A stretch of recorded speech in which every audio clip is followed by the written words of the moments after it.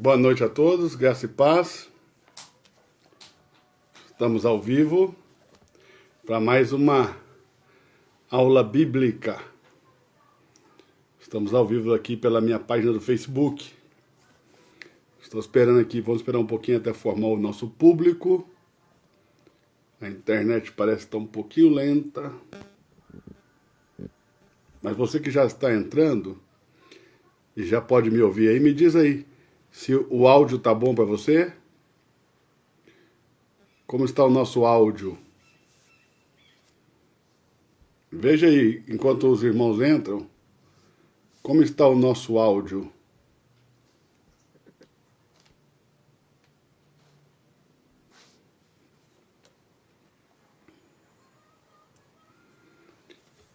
Você que já entrou, pode dizer na cidade onde você está nos assistindo, o seu estado, e diga para mim como está o nosso áudio. Que tal está o nosso áudio aí?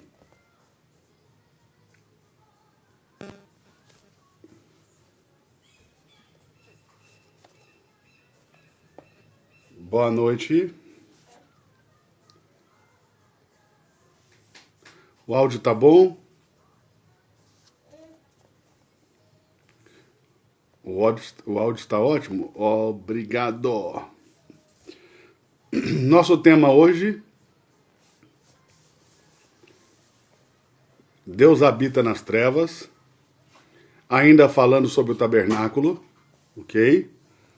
Nós ainda vamos falar do tabernáculo, talvez mais uma ou duas aulas. Na aula passada nós falamos sobre os utensílios do tabernáculo. Amém? Vamos falar um pouco ainda sobre o tabernáculo e sobre essa afirmação de que Deus habita nas trevas, o Senhor habita nas trevas. Eu vou mostrar para você de forma bíblica que essa afirmativa é verdade. É uma verdade, ok? Vou mostrar para você de forma bíblica que essa afirmativa é uma verdade. Compartilhe a nossa live agora também, para nós chamarmos o maior número de pessoas possível. Compartilhe agora a nossa live, nesse minuto. Compartilhe a nossa live. Ok? Compartilhe a nossa live. Rio de Janeiro, Deus abençoe o Rio de Janeiro. Deus abençoe o Rio de Janeiro, tem rede do Rio de Janeiro. Compartilhe agora a nossa live, aperte aí no compartilhar, compartilhe agora a nossa live, para nós alcançarmos o maior número de pessoas possível. Se você compartilhar, dá um ok aí, dá um joia, dá um glória a Deus, diga amém aí, para eu saber que você compartilhou, ok? O Senhor habita nas trevas, essa é a nossa aula de hoje, ainda na figura do tabernáculo. Nós vamos trabalhar o tabernáculo ainda essa aula, talvez mais uma ou duas aulas ainda. Vamos falar sobre o tabernáculo. E essa afirmativa está intimamente ligada ao tabernáculo. O Senhor habita nas trevas. O Senhor habita nas trevas. E eu vou mostrar para você, de forma bíblica, que essa afirmativa é uma verdade. O Senhor habita nas trevas. Quem poderia imaginar que o Senhor escolheu as trevas por habitação? Quem poderia imaginar uma coisa assim? Vamos lá, compartilhe a nossa live agora. Chame seus amigos, compartilhe aí no seu Facebook, para que a gente possa alcançar o maior número de pessoas possível. Vamos falar de Bíblia, ok? E vamos falar sobre essa afirmação, ou essa afirmativa: o Senhor habita nas trevas. O Senhor habita nas trevas. Falando ainda sobre o tabernáculo e ainda na figura do tabernáculo. Ok? Todos vocês sabem que o tabernáculo de Moisés, o formato dele era retangular, ok? Como o formato de uma Bíblia. Ele era um formato retangular, como o formato de uma Bíblia. Todo mundo sabe disso.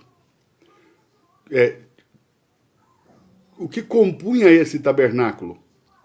Um átrio, um pátio, Esse pátio ele era construído com postes de madeira, com bases de prata, bronze, cordas feitas de peles de animais e peles também de animais faziam as paredes do muro do tabernáculo, ok? Então era um muro feito com peles de animais, com postes, com bases de prata, bases de bronze, estacas de bronze, cordas feitas de peles de animais. Era um cercado. Num bom português, nós vamos dizer que era um cercado. Dentro desse cercado retangular, dentro dessa cerca retangular, assim no formato de uma Bíblia, assim ó, retangular assim no formato de uma Bíblia, né? Dentro disso aqui havia uma tenda. Dentro do átrio, dentro do pátio, havia uma tenda, ok?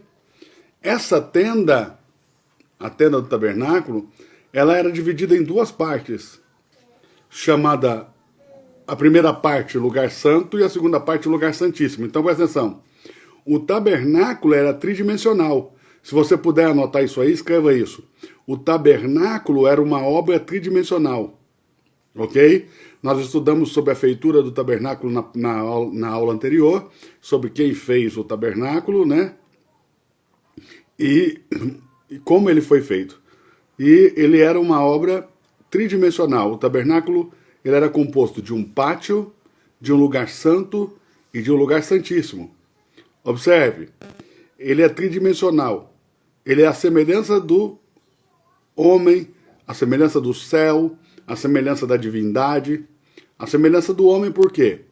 Porque o homem também tem um pátio, um átrio exterior, o homem também tem um lugar santo, um lugar oculto, e o homem tem um lugar chamado Santíssimo, que é um lugar ainda mais oculto, ok? E, se nós formos comparar e fazer uma analogia, uma tipologia entre o tabernáculo e o ser humano, o átrio, a parte externa do tabernáculo, representa o corpo humano. O lugar santo representa a alma do homem, ok? E o lugar santíssimo representa o homem interior, o espírito do homem, ok? Então nós temos o átrio, o lugar santo e o lugar santíssimo, a semelhança do homem que é corpo, alma e espírito. Vamos ver a tridimensionalidade do tabernáculo também comparada ao céu. Nós sabemos que existem 3 céus conhecidos por nós, né? Nós conhecemos 3 céus, nós vemos claramente que o apóstolo Paulo escreve sobre o terceiro céu. Então nós temos um primeiro céu, que é o céu dos homens, o céu estelar, esse céu que quando você olha para cima você vê onde estão as nuvens, né? Nós temos o céu interestelar, que é o segundo céu, a escuridão, as regiões celestiais onde habitam espíritos, principados, tronos, potências, hostes. E nós temos o terceiro céu, que é aonde Deus habita, onde Deus está. Então, em comparação com o céu, o tabernáculo, que é tridimensional, ele pode ser também comparado ao céu, que também é tridimensional. O céu é primeiro, segundo e terceiro céu, também tripartido. Assim como o tabernáculo é átrio, lugar santo, lugar santíssimo, os céus também são tripartidos, ou seja, nós temos um primeiro céu, que pode ser comparado ao átrio, um segundo céu, que pode ser comparado ao lugar santo, e um terceiro céu, que pode ser comparado ao lugar santíssimo. Assim também a divindade é triuna, nós temos um Deus triuno, nós temos um Deus que é Pai, Filho e Espírito. No Antigo Testamento era o ancião de dias, o Verbo e o Espírito do Santo. No Novo Testamento nós temos a revelação de quem é o Pai pelo Filho, e nós temos a revelação de quem é o Filho pelo Pai, e temos o Espírito Santo. Ou seja, assim como o tabernáculo é átrio, lugar santo, lugar santíssimo, tripartido, a divindade também é triuna, ok? Há uma triunidade na divindade, há uma triunidade, né, nas pessoas de Deus, o Pai, o Filho e o Espírito Santo, ok? Então nós vemos isso com muita clareza, e é importante a gente ver isso, por quê? Porque na figura que nós vamos trabalhar hoje, e na linguagem tipológica que Deus envia, na mensagem, através de símbolos que Deus envia a Israel, seu povo, ele vai trabalhar também o tabernáculo como sendo o homem, no seu corpo, na sua alma e no seu espírito. Deus, essa é a mensagem que Deus quer transmitir.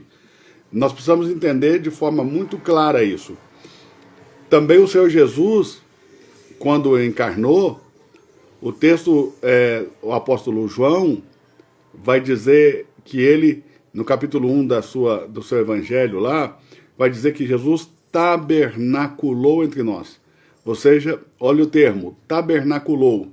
Ou seja, falando que Jesus veio para ser um santuário vivo de Deus na terra. Ou seja, ele tabernaculou.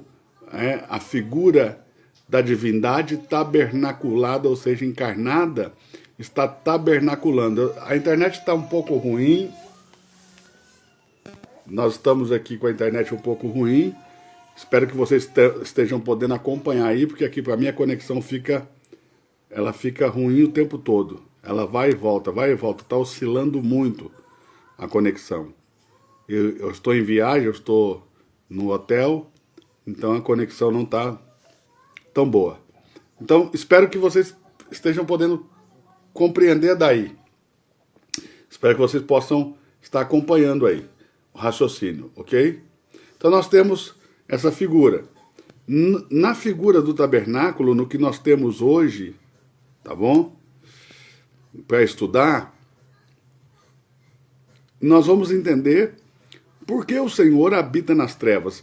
Primeiro eu queria ouvir de você se, para você, esse termo, essa frase, né? O que ela gera em você? O que gera em você quando você ouve? O Senhor habita nas trevas. Qual que é a sensação que você tem? Qual é o sentimento que você tem quando você ouve uma frase como essa? O Senhor habita nas trevas. O Senhor habita nas trevas. Eu quero ouvir você. Quero ver a sua opinião. Quero ler aqui o que você... O que te parece quando você escuta uma frase como essa? O Senhor habita nas trevas. Mistério. Ele é a luz. Gera muita dúvida. Não sei nem explicar. Para haver luz tem que ter trevas. Estranho. Controverso. É controverso, é estranho, é tudo isso que vocês estão falando, mas é bíblico. É confuso. Daniel colocou, é confuso. A pastora Fran, um abraço, pastora Fran, lá de Manaus, ela colocou que para ela a afirmativa é inédita. Gera uma certa estranheza, né? Então, vamos entender por que Deus disse que habita nas trevas. Primeiro ponto, ok? O tabernáculo, quando ele era montado no meio do acampamento de Israel. Ou seja, a primeira coisa que Israel montava quando ia montar acampamento era o tabernáculo, ok? Uma vez que o tabernáculo estava montado, todas as tribos montavam as suas tendas ao redor do tabernáculo, tendo o tabernáculo como centro de tudo aquilo que eles tinham montado. Ou seja, o tabernáculo sempre era o centro do acampamento, tá? O tabernáculo sempre era o centro do acampamento. Na porta do tabernáculo, que era sempre montada para o leste, eles não colocavam nenhuma tenda, ficava um caminho que levava da porta do tabernáculo até o lado de fora do tabernáculo. Então quem vinha para entrar no acampamento de Israel, nós estamos falando de um acampamento onde existem aproximadamente acampados ali 2 a 3 milhões de pessoas, ok? Mas quem vinha do lado de fora desse grande acampamento, ele podia entrar por esse caminho, tá? Que dava na porta do tabernáculo, desde o lado de fora do acampamento, porque ninguém armava nenhuma tenda. Na porta do tabernáculo que dá para o leste, só era armada as tendas dos sacerdotes de Arão e de Moisés, e ficava o caminho. Também era armado na frente, mas nas laterais aqui, de maneira que da porta do tabernáculo ficasse um caminho que levasse até o lado de fora do acampamento. Por isso, essa primeira porta do tabernáculo era conhecida e chamada como a porta do caminho. Vocês já devem ter ouvido essa expressão muitas vezes, né? A porta do caminho. Essa é a porta do caminho. A primeira porta do santuário. Quando você cruza ela, você entra no santuário. Essa porta sempre está para o leste. Leste é o oriente, lugar de onde nasce o sol. Todo santuário de Deus na Bíblia tem a sua porta voltada para o leste. Lembre-se disso, plantou o Senhor Deus o jardim no Éden, para as bandas do oriente, para o lado oriental. Ou seja, o jardim é um santuário, tem a porta voltada para o leste. O tabernáculo tinha sua porta voltada para o leste, lugar de onde nasce o sol. E sempre tinha esse caminho que levava para fora do acampamento. O tabernáculo estava no meio, ele era o centro. Então essa porta era chamada porta do caminho. Uma vez que eu entro por essa porta, eu vou encontrar o primeiro utensílio do tabernáculo. Qual é o primeiro utensílio do tabernáculo? O altar de holocausto, onde a carne é totalmente queimada, onde ela é totalmente destruída, ok? O fogo arde nesse lugar a noite toda e destrói toda a carne, como também as gorduras, as entranhas, as vísceras do animal. O animal esquartejado é totalmente queimado, consumido aí. Se no momento do seu cáret, do seu corte, da degola, esse animal defecou, até o seu estrume é queimado. Ele é todo completamente queimado dentro desse santuário, nesse pátio, nesse lugar chamado altar de holocausto. Esse é o primeiro utensílio do tabernáculo, ok? Que também é uma analogia a um dos primeiros rudimentos da nossa fé, ok? Qual é o primeiro rudimento da nossa fé? O discipulado. Eu começo a ser discipulado. O que é discipulado? Discipulado é onde eu aprendo a destruir a carne, a matar a carne, a destruir as vontades da carne. Isso é discipulado. Por isso que um bom discipulado, ele é constituído de mais não do que sim. Por quê? Porque o segredo do discipulado é eu aprender a matar as vontades da minha carne, a minha vontade própria, o meu eu. Eu preciso morrer, eu preciso ser completamente. A minha carne, o eu, o ego, precisa ser completamente destruído nesse primeiro ponto de fé, que é o discipulado. Então, inicia-se aí um processo de destruição completa da carne. Se eu ando nesse tabernáculo alguns passos para frente e alguns passos para a esquerda, que dá para o sul, eu vou encontrar a pia, ou seja, a bacia de bronze. Ela era feita de bronze, foi feita com o bronze dos espelhos das mulheres que ministravam na porta da tenda da congregação. Ali os sacerdotes lavam suas mãos e seus pés, e essa bacia de bronze, o segundo utensílio do tabernáculo, que também está no pátio exterior, é uma tipologia do batismo nas águas. Ou seja, agora que eu iniciei meu discipulado, que eu iniciei o aprendizado sobre a pessoa de Cristo, sobre a redenção, sobre a expiação de pecados, sobre o arrependimento, tá? E eu vou ser batizado nas águas. Quando eu sou batizado nas águas, eu tenho tipologicamente acesso para essa segunda porta do santuário, que dá lugar ao lugar santo, ou seja, que me introduz, o batismo é uma porta que me introduz na vida cristã, ok? Então a segunda porta do santuário, essa chamada porta da verdade. Agora eu tenho acesso à verdade, eu passei por essa porta e tenho acesso à verdade, e quando eu entro no lugar santo, se eu olhar para a direita, que dá para o norte, eu vou ver uma mesa chamada mesa dos pães. Esse é o terceiro utensílio do tabernáculo. Essa mesa dos pães, ali estão os pães da proposição, os pães da apresentação, que são apresentados perante o Senhor. 6 pães à direita, 6 à esquerda, né? Tem uma jarra ali com suco de uva, de prata, e está ali também a representação da ceia do Senhor. Essa mesa representa a ceia do Senhor. Então agora que eu iniciei meu discipulado, que eu fui batizado nas águas, que eu tive acesso à vida cristã, por essa porta, a segunda porta do santuário chamada a porta da verdade, então eu vou me alimentar de Cristo, porque Jesus tomou esse pão que é apresentado diante do Senhor na Páscoa, ele partiu e disse: este é o meu corpo que é partido por vós. Então eu vou me alimentar de Cristo, porque esse corpo foi partido por mim. É a mesa do Senhor. Quando eu estou na mesa do Senhor, na ceia do Senhor, eu estou me alimentando de Cristo. Eu vou comer a sua carne, eu vou beber o seu sangue, eu vou me alimentar de Cristo. Porque ele disse: aquele que de mim se alimenta, por mim viverá. Ou seja, é impossível eu me alimentar de Cristo e não viver por Cristo, ok? Se eu olhar para o outro lado, que dá para o sul, eu vou ver o quarto utensílio do tabernáculo, um candelabro de ouro puro, de 7 pontas, é ouro maciço, batido, ele tem 7 pontas, nessas 7 pontas ele tem 7 grandes romãs, copos, com azeite, e ali ardem 7 chamas de fogo, ok? Essas 7 chamas de fogo, elas são uma representação dos 7 Espíritos de Deus que estão diante do seu trono, como está lá em Apocalipse no capítulo 4, 7 Espíritos que foram enviados a toda a terra, como está lá em Apocalipse no capítulo 5. No capítulo 4 nós vemos, são 7 Espíritos que estão, 7 chamas de fogo que estão diante do seu trono, esse é o Espírito, e no capítulo 5 nós vemos que essas 7 chamas de fogo foram enviadas a toda a terra, né? Ou seja, são 7 Espíritos que são enviados a toda a terra. Na verdade, o candelabro é de uma peça só batida, sem emendas, porque é um só Espírito. E tem 7 pontas de fogo, que são as 7 manifestações desse mesmo Espírito. São as 7 facetas do Espírito. Você consegue ver isso claramente lá em Isaías, no capítulo 11, a partir do verso 2. Você vai ter lá os 7 nomes do Senhor, os 7 nomes ali do Espírito.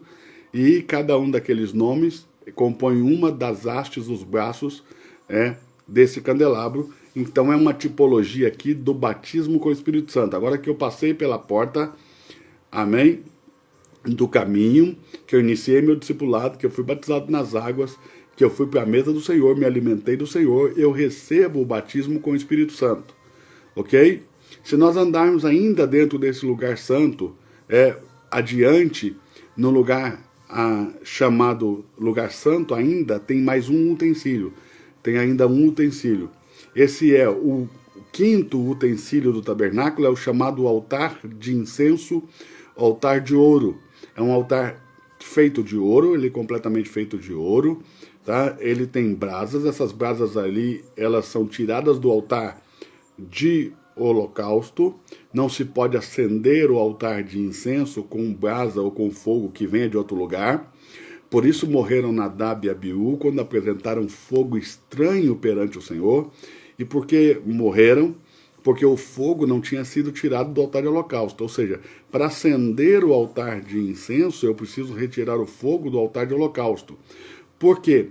Porque eu não posso apresentar diante do Senhor. Lembre-se que nós estamos agora no altar de ouro que está diante da terceira porta, chamada Porta da Vida, a porta que dá acesso ao lugar santíssimo, à Arca da Aliança. Nós estamos de frente ao Senhor e nós não podemos apresentar diante do Senhor qualquer fogo que não seja resultado da morte e destruição completa da carne.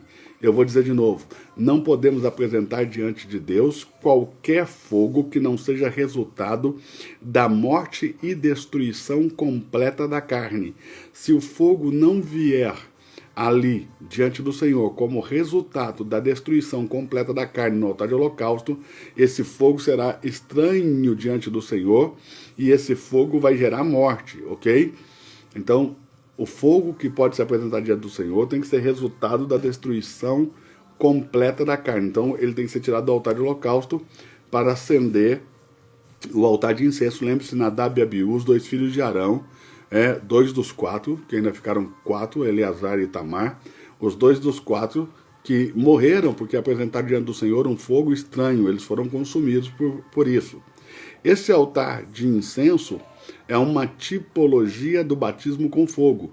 Lembre-se que nós temos lá em Hebreus, no capítulo 6, o termo doutrina dos batismos. São 3 batismos, né? Batismo nas águas, batismo com o Espírito Santo e batismo com fogo. O batismo nas águas é o batismo do nosso corpo, o batismo com o Espírito Santo é o batismo no Espírito e o batismo com fogo é o batismo da alma. Assim, nós temos batizados o corpo, a alma e o Espírito. São 3 batismos, ok? E agora nós temos acesso à terceira porta, a chamada Porta da Vida, e também temos acesso ao 6º elemento, ao utensílio do santuário, do tabernáculo, que é a Arca da Aliança. Aqui, quando o cristão chega aqui, ele alcança a maturidade da fé. Então, um cristão que já está no lugar santíssimo, ou seja, já tem acesso à arca, ele tem acesso à arca, ele tem acesso ao testemunho, ele já está maduro na fé, porque ele tem acesso ao testemunho. Qual é o testemunho? Nós estudamos na aula passada o testemunho que foi colocado dentro da arca. As pedras da lei, a vara que floresceu a Arão no deserto e a tigela de ouro com maná.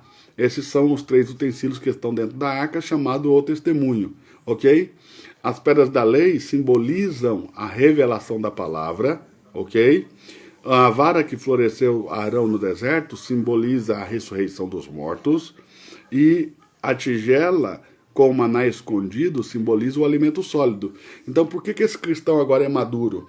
Porque ele já tem acesso a um alimento sólido, ele tem revelação da palavra e ele já tem clareza sobre a ressurreição através das varas. Então, esse é o caminho que eu faço do lado de fora do tabernáculo para dentro, passando pelas 3 portas, a porta do caminho, a porta da verdade, a porta da vida, e pelos 6 utensílios, o altar de holocausto, que é o discipulado, a bacia de bronze, que é o batismo nas águas, a mesa dos pães, que é a ceia do Senhor, o candelabro de ouro, que é o batismo com o Espírito Santo, o altar de ouro para o incenso, que é o batismo com fogo, e a maturidade cristã que está na arca por causa do testemunho. Esse é o caminho que eu faço de fora para dentro do santuário, mas para que eu pudesse fazer esse caminho de fora do santuário para dentro, Jesus precisou fazer um caminho de dentro para fora.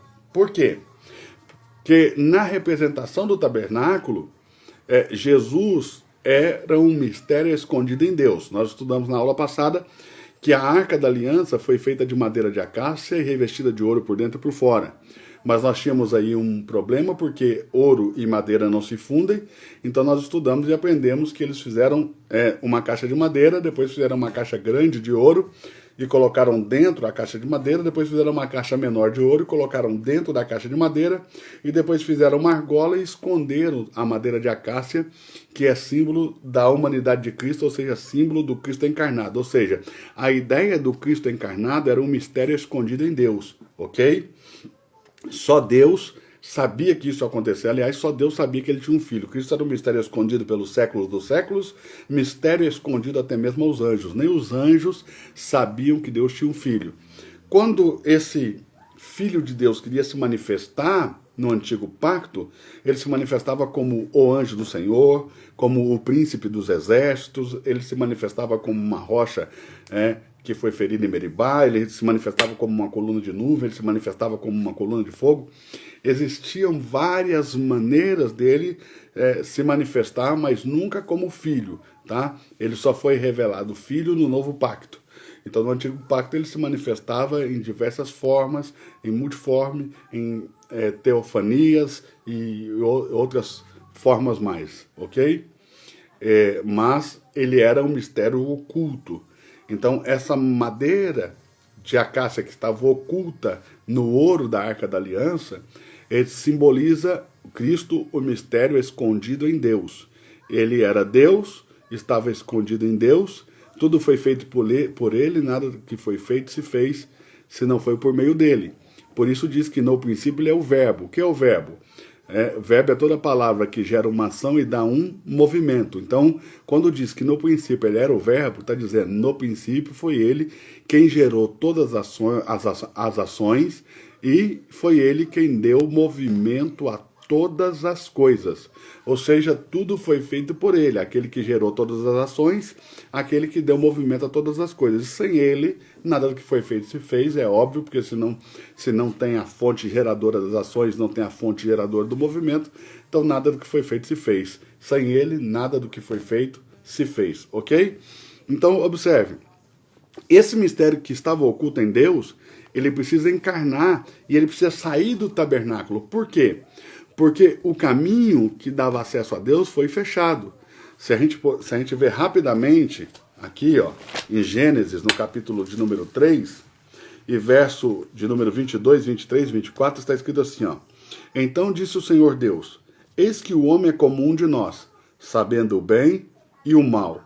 Ora, para que não estenda a sua mão e tome também da árvore da vida e coma e viva eternamente, o Senhor Deus, pois, lançou fora do jardim do Éden para lavrar a terra de que fora tomado. E havendo lançado fora o homem, pôs querubins ao oriente do jardim do Éden, e uma espada inflamada que andava ao redor para guardar o caminho que leva à árvore da vida. Ou seja, o caminho foi fechado. Então, para que a gente pudesse entrar de volta ao lugar santíssimo, de volta ao lugar aonde Deus está, Cristo precisou sair do lugar santíssimo. Onde ele estava? Ele estava na glória de Deus, ele estava oculto na glória de Deus. Ele era um mistério oculto, ele estava com Deus e ele era Deus, ok? Ele estava oculto na glória de Deus. Agora ele precisa se manifestar, ele precisa sair do tabernáculo para abrir o caminho para nós. Então, quem é a Arca da Aliança? A Arca da Aliança é Cristo. E por que está no lugar santíssimo? Porque ainda não foi revelado fora de Deus, não foi revelado fora da glória de Deus. Ele só existe agora, só é conhecido dentro da glória de Deus. Ele só é conhecido dentro de Deus. Ele não é manifestado fora como filho, ok? Mas ele vai sair de lá e vai vir para a terra. Por isso que ele vai descer na figura do elemento que está do outro lado das tendas, ou do outro lado da cortina do lugar santíssimo para o lugar santo. O primeiro utensílio que você vê, se você sair do lugar santíssimo para o lugar santo, é o altar de incenso, é Cristo. E por que ele é o altar de incenso? Porque dele flui o clamor por todos os povos, dele flui o pedido de perdão, de misericórdia. Ele intercede por nós, ele clama por nós pelo seu Espírito. O Espírito Santo que está nele clama por nós, intercede por nós. Ele vai reclamar cada homem diante de Deus, ele vai falar com Deus das nossas dores, da nossa humanidade, porque ele experimentou essa humanidade. Ele é Deus e ele vai comunicar tudo isso naquilo que ele sente. Então, ele veio como um adorador, como um levantador de incenso, como aquele que faz fluir incenso, cheiro agradável sai dele para Deus. Então, ele é o altar de incenso, ok? Observe isso. Um pouco mais à frente, nós temos o candelabro, ok? Esse candelabro representa o dia que Jesus leu o Salmo 61 e disse: o Espírito do Senhor está sobre mim. Ou seja, ele saiu de Deus, ele veio para a terra, ele é um adorador, ele é um liberador de incenso, ok?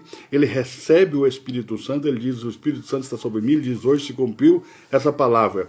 A mesa dos pães ele se alimenta de Deus, ele se alimenta da palavra de Deus, ele sai para orar, ele sai para estar com Deus, ele sai para falar com Deus, ele sai para se alimentar de Deus. Ele aprende a palavra desde criança. Com 12 anos ele já está discutindo a lei com doutores lá no templo, quando ele foi lá para a sua com a sua mãe para seu bar mitzvah, né, para fazer lá aquela cerimônia do filho do mandamento, para cumprir com ele os preceitos da lei, ok? Então ele se alimenta. Uma vez que ele está alimentado, ele sai do lugar santo para o átrio. Ele é batizado nas águas. Ali a bacia de bronze é o batismo nas águas. Ele é batizado nas águas por João. E depois que ele é batizado nas águas, ele vai para a cruz, o altar de holocausto, o lugar onde a carne morre. E quando ele morre, ele abre a porta para que a gente possa entrar nesse santuário. Quando ele morre no altar de holocausto, ele abre a porta para que a gente possa fazer o caminho inverso. Ou seja, ele fez o caminho de dentro para fora, para você poder fazer o caminho de fora para dentro, ok? Ele fez o caminho de dentro para fora. Ele saiu de Deus e foi até lá do lado de fora, abriu um caminho novo para você entrar. Por isso o texto diz: entre, irmão, com intrepidez por um novo e vivo caminho, que não dá acesso a um santuário terreno feito por mãos de homens, mas ao verdadeiro tabernáculo que está no céu, do qual Cristo é o sumo sacerdote, ok? Cristo é o sumo sacerdote, como diz o texto de Hebreus 8. O resumo do que temos dito, a suma do que temos dito, é que temos um sumo sacerdote que está sentado à destra da majestade nas alturas, ministro do santuário e do verdadeiro tabernáculo, o qual fundou o Senhor e não o homem. Ok? Está todo mundo entendendo?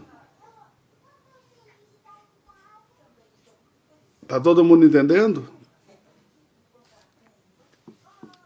Ministro do tabernáculo e do verdadeiro santuário. o qual fundou o Senhor e não o homem. Ok? Então presta atenção. São algumas das tipologias que envolvem o tabernáculo. É claro que nós temos muita coisa. Você que tem fome e sede da palavra, dia 6/7, 6 de julho, nós vamos ter um grande evento em São Paulo. Vai ser ali na Moca, ok? No prédio da igreja El Shaddai Comunidade Cristã. Nós vamos ter lá um grande evento chamado A Bíblia que Você Não Leu. Qual que é a ideia? A ideia é que todos os dias nós descobrimos na Bíblia uma Bíblia que você não leu. Quando você ouve isso que eu estou falando e fala, poxa, mas eu li tantas vezes esses textos e nunca vi essas coisas, então você acabou de descobrir hoje uma Bíblia que você não leu. Isso é a Bíblia que você não leu. A revelação da palavra. A pura revelação da palavra. Ok? Então nós vamos ter dia 6/7, esse evento aí, a Bíblia que você não leu. Então eu te convido a estar conosco e a participar desse grande evento. Você pode, aí no feed do meu Facebook, quando a gente acabar a live aqui, eu vou colocar lá no feed para você o link para você fazer a sua inscrição para esse evento, dia 6/7, a Bíblia que você não leu. Você também pode ir no meu Instagram, PR Eduardo Reis, lá na bio tem o link também, para você poder participar. Você clica lá, faz a sua inscrição, vai participar. Serão 12 horas de imersão bíblica. Nós vamos falar muita coisa, tá? Então, observe. Isto é uma das figuras de linguagem que nós temos aí, de simbólicas sobre o tabernáculo. Nós temos aí várias analogias do tabernáculo, porque você sabe que Deus se comunica através de símbolos. Anote isso aí se você pode, ó. A terminologia do céu é simbólica. De novo, a terminologia do céu é simbólica. Deus se comunica através de símbolos. De novo, a terminologia do céu é simbólica. Deus se comunica através de símbolos, ok? Deus se comunica através de símbolos. A internet está travando um pouquinho, ela está oscilando um pouquinho, mas não preocupa não, fica firme aí que nós vamos até o fim, ok? Ela vai indo e vai voltando, tá bom? Ela vai indo e vai voltando, aguenta firme aí. Olha aí, olha isso. A terminologia do céu é simbólica, já tem gente pegando a visão, pega a visão, irmão. A terminologia do céu é simbólica, é isso aí. O céu se comunica por símbolos, ok? Eu vou terminar essa live aqui, ok? Eu vou terminar essa live aqui e eu vou colocar lá no meu feed do Instagram, ok? Essa frase, o Senhor habita nas trevas. E eu quero que você saia daqui, vá lá no meu Instagram, você que tem Instagram, e comente lá embaixo na hora que a gente terminar, tá? Comente lá embaixo dessa frase, o Senhor habita nas trevas, porque nós vamos aprender isso aqui hoje, tá bem? Então, vamos lá. Para mais uma simbologia do tabernáculo. Tendo o tabernáculo como a simbologia do homem, tá bom? Caído para a renovação. Ou seja, o tabernáculo também simboliza o homem caído, o homem depois que ele cai, o homem na sua velha natureza, ok? O tabernáculo simboliza o homem caído, que precisa ser restaurado. E por que Deus disse que habitaria nas trevas? Porque aonde não havia luz, aonde não havia vida mais, tá? Vamos entender o homem como um tabernáculo. O corpo do homem é o átrio do tabernáculo. A alma do homem é o lugar santo, o espírito do homem é o lugar santíssimo. Quando Deus disse ao homem, guarde isso aqui, ó. Quando Deus disse ao homem, em Gênesis no capítulo 2, verso 16, e ordenou o Senhor Deus ao homem, dizendo, de todas as árvores do jardim comerás livremente, mas da árvore do conhecimento do bem e do mal, dela não comerás, porque no dia em que dela comerdes, certamente morrerás. Ou seja, Deus não disse, se você comer eu vou te matar. Deus disse, se você comer você vai morrer no mesmo dia. Como consequência de comer, morrer. Não é castigo de Deus morrer. Castigo de Deus veio depois, né? Deus vai lá e dá a sentença para o homem de tudo aquilo que ele tinha feito. Deus estabeleceu uma sentença. Mas morrer não é o castigo de Deus, é a consequência. E a morte aconteceria no mesmo dia. Olha como Deus diz, no dia em que comer, certamente morrerás. Tá? No dia. Então, quando o homem comeu da árvore do conhecimento do bem e do mal, ele morreu imediatamente. Uma luz se apagou dentro do homem. Aonde? No espírito do homem, que era onde Deus se conectava ao homem, onde Deus conversava com o homem, onde Deus tinha comunhão com o homem, era no seu espírito, aonde a vida de Deus nutria o homem, era no espírito do homem. No momento do pecado, houve a morte, ou seja, desligou-se, o homem foi desconectado de Deus.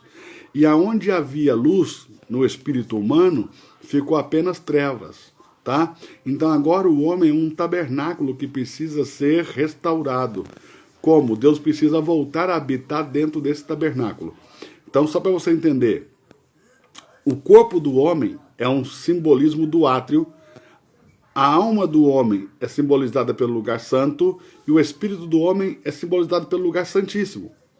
Quando o homem comeu da árvore do conhecimento do bem e do mal, a luz só se apagou no espírito. Ela não se apagou na alma, ela não se apagou no corpo. Por quê? Porque a vida da alma continuou e a vida do corpo continuou. A morte foi imediata, mas foi no espírito. O homem experimentou a morte imediata, a luz deixou o seu espírito. Agora o seu espírito está na escuridão, está nas trevas. Então presta atenção. Tendo o corpo do homem, o corpo do homem, o corpo do homem como tipologia do lugar chamado o átrio, o pátio, no pátio do tabernáculo nós temos uma luz. Qual que é a luz? Uma luz natural, a luz do sol, tá? Então a luz do sol no pátio do tabernáculo aponta para a vida natural, ou seja, para a vida do corpo natural, ok? No lugar santo, que é uma tipologia da alma do homem, nós temos a luz do candeeiro. Então veja que a vida no corpo, ok? Porque é a luz do sol, e a vida na alma, porque a luz do candeeiro está acesa. Mas não a vida no espírito, porque o homem morreu no espírito imediatamente quando pecou, ficando o seu espírito em trevas. Por que Deus disse que habitaria nas trevas? Para devolver luz à parte do homem que estava em trevas. Como que Deus vai devolver luz ao homem, ao espírito do homem que está em trevas? Deus vai voltar para dentro do homem e vai habitar o seu espírito. E Deus é luz. Por isso ele escolheu habitar nas trevas. Ele escolheu habitar em mim, no lugar que não havia luz, para trazer de volta a luz para as trevas que havia em mim. Está conseguindo compreender aí, gente? Quem está conseguindo compreender? Por isso Deus disse que habitaria nas trevas. Então, é em analogia. Mas lá no pátio do santuário nós temos a luz do sol, no lugar santíssimo nós temos a luz do candeeiro, e lá no lugar santo não há luz, a não ser a luz da glória de Deus, da Shekhinah de Deus, amém? Que está na Arca da Aliança, a luz de Deus simbolizada lá na Arca da Aliança. Então a única luz que tem no lugar santíssimo é a luz da Arca da Aliança, é a luz da presença de Deus, da vida de Deus ali dentro. Então Deus disse que habitaria nas trevas por causa disso. Agora eu vou provar biblicamente para você que essa afirmativa é uma verdade bíblica de que Deus disse que habitaria nas trevas. Se você puder pegar sua Bíblia aí, pegar sua Bíblia online, sua Bíblia digital no celular, ou a sua Bíblia mesmo como a minha aqui, ó. Se você tem aí ainda a Bíblia impressa, pega a sua Bíblia aí, que eu vou te dar o texto, ok? O texto, vamos lá. Abra comigo 1 Reis, capítulo de número 8, primeiro livro dos Reis, capítulo de número 8. Se você puder, coloca o texto aí, digite o texto aí, digite o endereço aí, digite o texto aí na tela, tá? Primeiro livro dos Reis, capítulo 8 e verso 12. Primeiro livro dos Reis, capítulo 8 e verso 12. Está escrito assim, ó. Então falou Salomão: o Senhor disse que ele habitaria nas trevas. Certamente te edifiquei uma casa para morada, para assento para a tua eterna habitação. Ou seja, falando em construir um santuário para Deus, Salomão diz que Deus disse o lugar que ele ia morar no santuário, o lugar que ele ia habitar no santuário. Onde ele ia habitar? Nas trevas. Ó, então falou Salomão, o Senhor disse que ele habitaria nas trevas, ou seja, no lugar santíssimo. No átrio há a luz do sol, no lugar santo há a luz do candeeiro, e no lugar santíssimo não há luz, é as trevas. Simboliza o espírito do homem, o lugar que Deus escolheu para a sua habitação, para devolver luz, vida a um homem que estava morto. Aí está a prova bíblica de que o Senhor habita nas trevas. Deus escolheu habitar nas trevas, ou seja, Deus escolheu habitar no espírito do homem. Deus escolheu habitar no espírito do homem. Ok? Deus escolheu habitar no espírito do homem. Ó, eu vou dar outro texto. Segundo livro das Crônicas dos Reis de Israel, segundo livro das Crônicas dos Reis de Israel, segundo livro das Crônicas, capítulo 6 e verso de número 1. Segundo livro das Crônicas, capítulo de número 6 e verso de número 1. De novo, o texto. Anote esse texto aí. Segundo livro das Crônicas, segundo Crônicas, ok? Capítulo 6 e verso de número 1, diz de novo. Então Salomão disse, o Senhor disse que habitaria nas trevas. Eu tenho edificado uma casa para a sua morada e um lugar para a sua eterna habitação.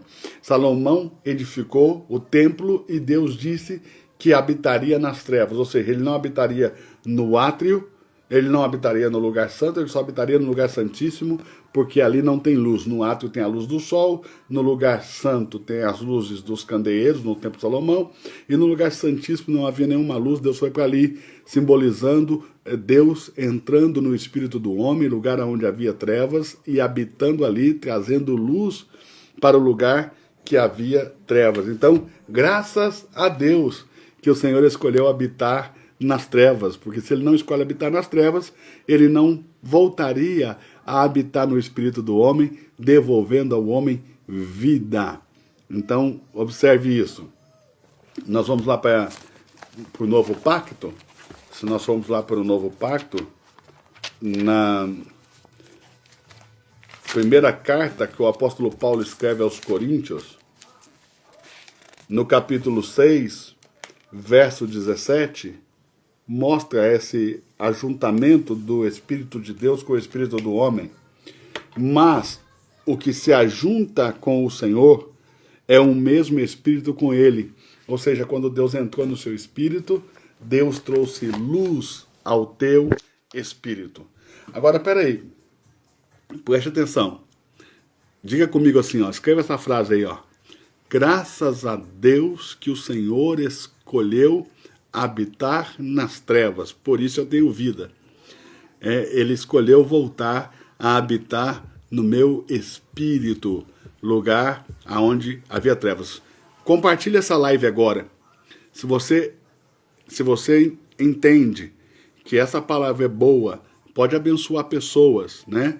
Compartilhe esta palavra agora. Compartilhe agora. Compartilhe essa live agora. Compartilhe com seus amigos. Compartilhe com as pessoas aí do seu Facebook, né, seus amigos virtuais. Compartilhe aí agora. Compartilhe essa live agora. Vamos mandar ela para o maior número de pessoas possível. E você que já nos segue, quer te fazer um grande convite, um convite muito especial. Dia 6/7, 6 de julho, vai rolar em São Paulo a maior e melhor imersão bíblica que você já viu na sua vida. Serão 12 horas de imersão na palavra com Gustavo Lara, com Dênio Lara, com Anderson Silva, Pablo Marçal, Ronaldo Borges e Sarri Akel, também da Argentina. Gustavo Lara e Sarri Akel, os dois são da argentinos, poderosos na palavra. Vai estar o Anderson Silva, que eu creio hoje é o pastor mais polêmico do Brasil, mas tem uma palavra muito, muito, muito atual, muito verdadeira, que tem ajudado muita gente. uma palavra de uma identidade muito forte. Pastor Ronaldo Borges, que é um monstro na escatologia. Eu sento para ouvir o pastor Ronaldo Borges falando de escatologia, eu fico parecendo uma criancinha lá perto dele.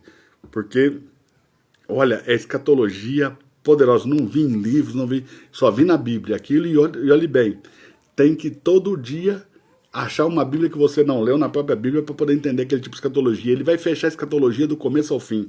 Serão 12 horas de muita revelação. Nós vamos falar sobre graça, sobre reino, sobre escatologia, sobre vida espiritual, tá? Sobre a vida da igreja. Você não pode ficar de fora, não. 6 de julho. Você pode... Ó, tem o link aí agora, tá fixado nos comentários aí o link. Você pode clicar nesse link que tá fixado aí no comentário, ele vai ficar aí agora. Da agora em diante ele vai ficar por aí. Você pode clicar nesse link que tá fixado aí no comentário, tá? Nós vamos fixar esse link aí no comentário.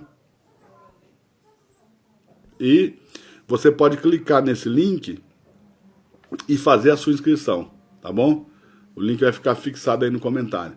Você pode clicar nesse link aí, a Bíblia que você não leu, 7 de julho. Faça a sua inscrição rápido, hein? Faça rápido a sua inscrição, porque as vagas são limitadas, o preço sobe toda hora e vamos lá. O investimento aí vai cada vez sendo mais, quanto mais perto do evento, maior o investimento. Você pode pagar em boleto, você pode pagar no cartão, você pode dividir em até 10 vezes, se você quiser, tá? Entre aí pelo link do Eventbrite, né? Você clica aí, o link vai ficar fixado aqui, ó. Estamos fixando ele aqui, a ver, tá fixado aí nos comentários. Você pode clicar no link aí que tá fixado no comentário. Você pode também no meu Instagram, PR Eduardo Reis, clica lá na bio, no link que tá na bio, vai direto também pro site da Eventbrite, faz a sua inscrição de 9 da manhã a 6 de julho, de 9 da manhã às 21 horas, a melhor imersão bíblica de toda a sua história, toda a sua vida que você já viu nesse país, ok? Vai ser para rachar o coco, ó, o cabeção, tá bom? É para pôr um neurônio para brigar com o outro, irmão. Vai ser forte, vai ser poderoso. Então, se você consegue agora pelo cartão de crédito, entra lá no site da Eventbrite e faça sua inscrição agora. Ou emite seu boleto agora, amanhã você paga, vai lá, não perca essa oportunidade, vai ser poderosíssimo. E você que tem Instagram, eu vou agora lá no meu Instagram, vou colocar essa frase lá, mano, isso vai dar pano pra manga, isso vai dar comentário até. Vou colocar lá a frase, o Senhor disse que habitaria nas trevas. Aí você entra lá e comenta embaixo sobre a nossa aula aqui de hoje, sobre essa parada tremenda. Vai ter um monte de religioso lá que não vai entender nada, vai começar a falar um monte de papagaiada e você vai escrever lá, porque ele habita nas trevas é que eu tenho vida. Porque ele habita nas trevas é que eu tenho vida. Agora, vai mesmo, irmão. Faça alguma coisa. Você está aí recebendo a palavra, está sendo abençoado, tudo de graça, né? Faz alguma coisa aí, por isso que você está recebendo. Vá lá no Instagram, eu vou postar lá no feed agora, tá? Na hora que a gente terminar a live aqui. O Senhor disse que habitaria nas trevas, você vai lá e coloca o comentário aí. Vamos colocar pelo menos 100 comentários lá, amém? Nós estamos aqui na live toda aqui com quase 350 pessoas. Vamos colocar lá pelo menos uns 100 comentários lá, dizendo sobre isso, o Senhor habita nas trevas, ok? O meu Instagram é PR Eduardo Reis. Para você que não tem o meu Instagram, é PR Eduardo Reis. Acabando a live aqui, eu vou postar, você vai lá e comenta embaixo, tá bom? É coisa de 5 minutos na hora que nós acabarmos aqui, já vai estar postado lá para você. PR Eduardo Reis. E quarta-feira que vem, 22 horas, nós estamos aqui de novo para falar de Bíblia. Amém? Vamos continuar falando um pouco mais sobre o tabernáculo, sobre esses mistérios do tabernáculo. Você que ama a palavra, que ama aprender Bíblia e que quer aprender mais de Bíblia, venha, convide seus amigos, fale para todo mundo, fale para o pessoal da sua igreja, fale para o seu pastor, marque com todo mundo para que na próxima quarta-feira, 22 horas, a gente tenha 1000 pessoas assistindo essa live. Ok, pessoal? Um beijo a todos. Fui!